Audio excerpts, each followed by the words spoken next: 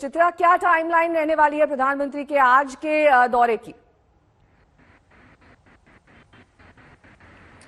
देखिए, प्रधानमंत्री कुछ देर के बाद यहां पर नेहा पहुंचने वाले हैं। टेक ऑफ हो चुका है उनका इंडिया का, लेकिन बेहद महत्वपूर्ण उनका ये 2 दिवसीय दौरा माना जा रहा है। आज जितने भी कदम उनके होंगे, यानी कि जितने भी कार्यक्रम होंगे, वो कूटनीतिक रिश्तों के लिहाज से, यानी कि भारत बांग्लादेश के रिश्तों के लिहाज से, क्योंकि आज ही 26 मार्च 1971 को जब बांग्लादेश आजाद हुआ था, 50वीं सालगिरह बांग्लादेश मना रहा है और इस वजह से आज का दिन बांग्लादेश के लिहाज से काफी ज्यादा अहम हो जाता है। और उसमें इंडिया का रोल कितना ज्यादा बड़ा था ये बताने की जरूरत नहीं है, क्योंकि दुनिया के नक्शे पर हिंदुस्तान के कदमों के कारण एक नए देश का उभार हुआ था, वो बांग्लादेश है। आज वो अपनी आजादी की 50वीं सालगिरह मना रहा है और इस कार्यक्रम में शिरकत करने वाले हैं प्रधानमंत्री नरेंद्र मोदी। आज जितने भी कार्यक्रम है बांग्लादेश सरकार की ओर से, जो कार्यक्रम तय किए गए हैं दोनों देशों के मद्देनजर, उसमें प्रधानमंत्री नरेंद्र मोदी की मौजूदगी होगी। और कल उनका अपना दौरा, यानी कि मतुआ मंदिर जाएंगे और उसके बाद 2-3 और अलग अलग कार्यक्रम उनके रहने वाले हैं। कल ही पश्चिम बंगाल में विधानसभा के चुनाव भी होंगे, जैसा कि मैंने अपनी रिपोर्ट में दिखाई, तो अपने आप में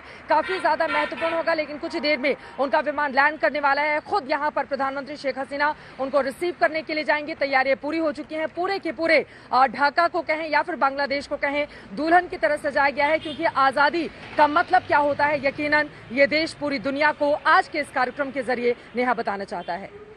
साथ ही चित्रा, आपसे ये भी जानना चाहेंगे कि जिस तरीके की तैयारियां आपने वहां पर दिखाई और जिस तरीके का ये आज का दौरा रहने वाला है, कल भी ये 2 दिवसीय दौरा है, क्योंकि प्रधानमंत्री का कोरोना के बाद किसी भी विदेशी जमीन पर उन्होंने पैर रखा है, लेकिन नजरें सबकी इस बात पर रहेंगी किस तरीके से कूटनीतिक समझौते को आगे बढ़ाया जाए भारत और बांग्लादेश के बीच।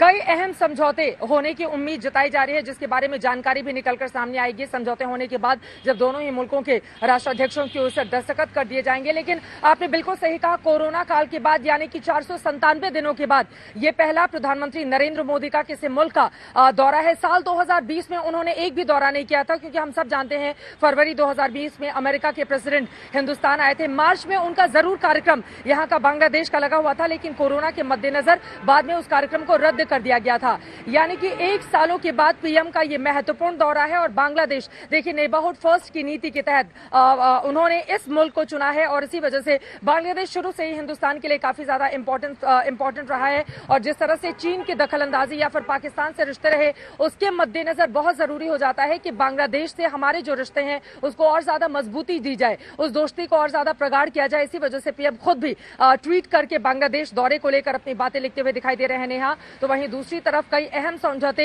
जिसके आज हो जाने की उम्मीद है, जिसके बारे में जैसे ही जानकारी निकलकर सामने आएगी वो हम दर्शकों तक पहुंचाएंगे। बहुत बहुत शुक्रिया चित्रा, हमारे साथ जुड़ने के लिए।